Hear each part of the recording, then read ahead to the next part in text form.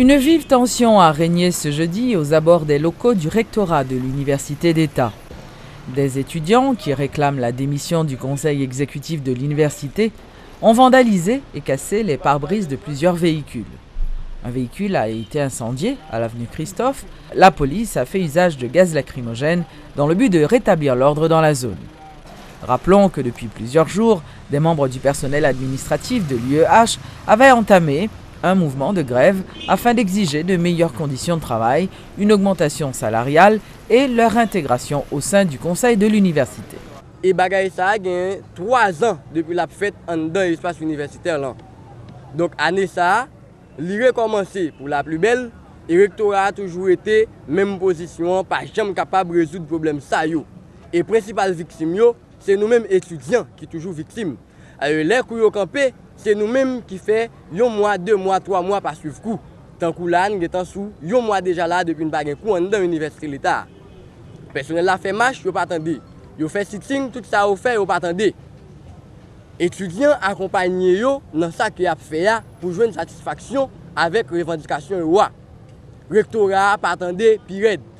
Eh bien, l'en garder nous-mêmes tout qui gagnons un paquet de revendications que nous besoin faire passer, nous profiter de conjoncture grève syndicat personnel là pour nous-mêmes tout nous rentrer dans la bataille pour nous faire revendication par nous passer. Di moun sa yo qui dit pas étudiant parce que dans rectorat nous besoin pas la avec yo maro pas venir pas avec nous.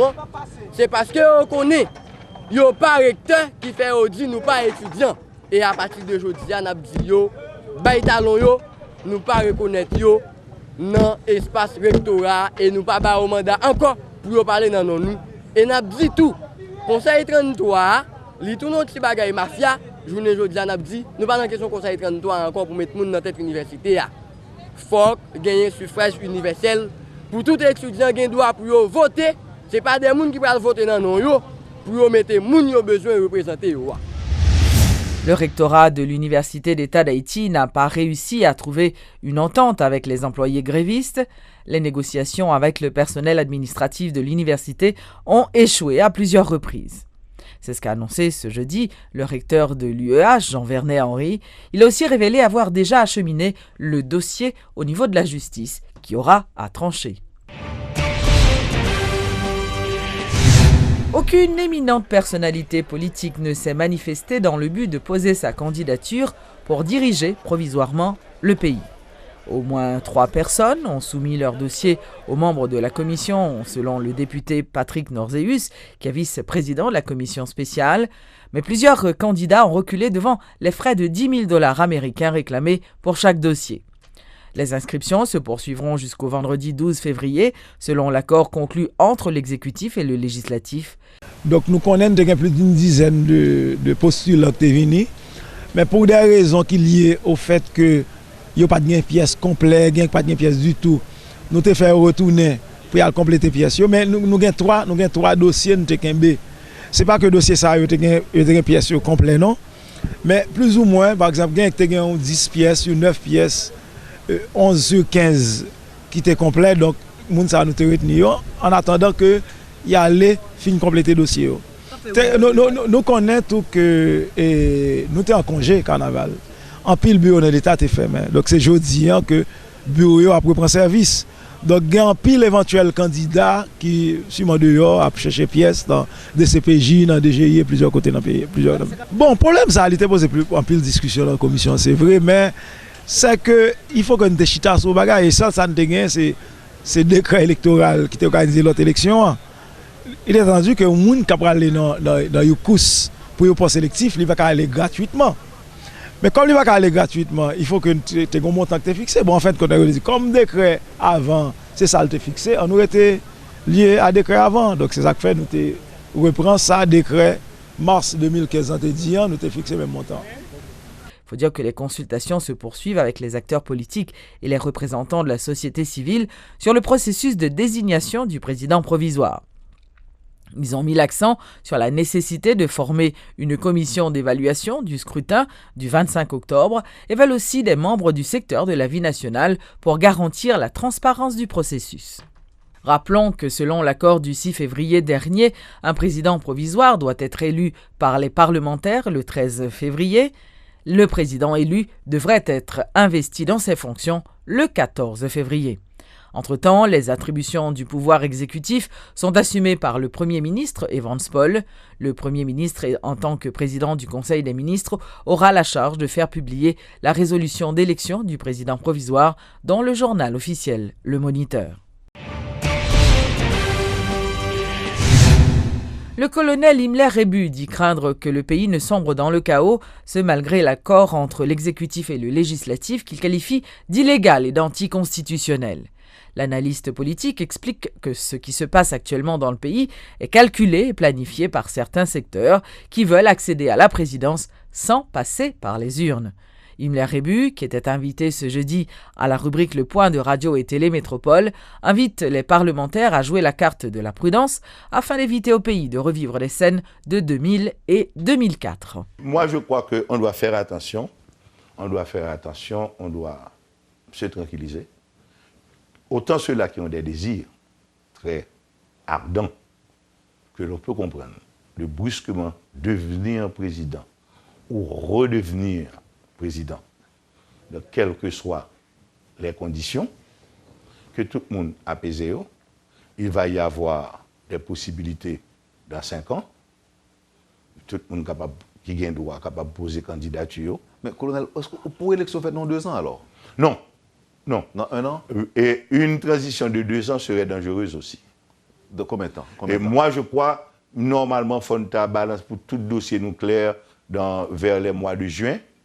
Et là, nous connaissons avec qui mécanique électorale, avec qui monde, qui processus électoral, qui est-ce qui va aux élections, de telle sorte qu'en octobre, novembre, décembre, nous finissons avec la élection.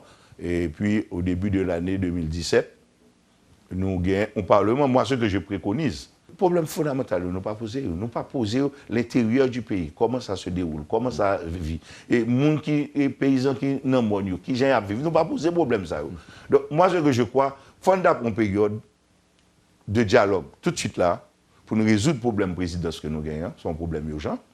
Ensuite, nous mettons plusieurs commissions à travailler, une commission constitutionnelle, une commission de sincérité du vote, une commission sur la commission parlementaire sur leur propre réalité, etc.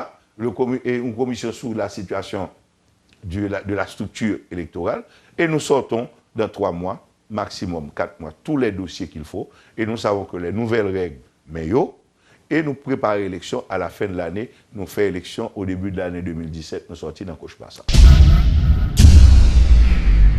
Suite à des pluies diluviennes, plusieurs quartiers du Cap-Haïtien sont inondés. Des coulées de boue mêlées de détritus ont envahi certaines zones résidentielles comme Carénage ou encore des quartiers plus populaires comme Cité-Lescaut, Sainte-Philomène ou Charrier. Selon le météorologue Woody Victor, ces pluies sont dues à un front froid se situant à l'est de Cuba. Les précipitations augmenteront sur les régions nord, notamment jeudi et vendredi. Des précautions d'usage sont à appliquer scrupuleusement en cas de forte pluie, selon le Centre national de météorologie. La pastorale universitaire a commémoré ce jeudi la Journée mondiale des malades autour du thème « Oui, je le veux, sois guéri ». Des étudiantes en sciences infirmières ont distribué des kits d'hygiène à plus de 500 malades hospitalisés dans les 11 sections de l'HUEH. Placée sous le signe de la solidarité, cette 24e journée mondiale des malades a été une occasion pour la pastorale universitaire d'exprimer une fois de plus une pensée spéciale à l'endroit de toutes les personnes qui souffrent jour après jour de la maladie. Et c'est à la chapelle de l'Immaculée Conception de l'hôpital général qu'une messe a été chantée en l'honneur des malades ce 11 février. Une cérémonie à laquelle ont pris part des centaines d'étudiantes en sciences infirmières issues de différentes universités de la capitale. Pour le révérend père Franzi Petithomme, directeur de la pastorale universitaire, cette journée mondiale revêt une importance particulière. L'homme médecin ou infirmière, finalité, c'est pas faire l'argent. C'est aider en société à travers le monde qui est malade, et puis on connaît que le pays non, c'est pas malade qui l'hôpital seulement là-dedans. C'est vrai qu'il y a des gens qui couchent sur cabane, mais il y a plein de gens qui ambulant, qui marchent, qui sont plus malades que les gens qui couchent. Par exemple, les gens qui ont folie pour voir, sont gros maladies liées.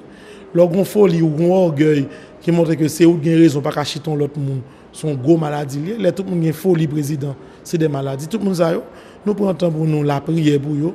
et puis nous aider étudiants à prendre conscience. En clair, le révérend père Frandy Petithomme déplore le fait que la politique relègue au second plan les problèmes sociaux du pays. C'est la raison pour laquelle il insiste tant sur la nécessité d'une prise de conscience de la population haïtienne. Dans la société, il y a une autre couche de monde qui essaie de camper pour essayer de montrer que le tout n'est pas la politique. Nous ne pouvons pas parler de politique seulement alors que il y a des gens qui sont malades. Qui malade. Il y a pile bagage nous capable de faire. On pas obliger chef pour aider, mais c'est sensibilité de cœur pour aider l'autre monde. Distribution de kits d'hygiène, autant d'activités qui ont marqué cette date, rien que pour dire aux malades qu'ils ne sont pas seuls dans ces moments difficiles. Rappelons que la Journée mondiale des malades a été instituée en 1992 par le pape Jean-Paul II, le jour de la fête de Notre-Dame de Lourdes.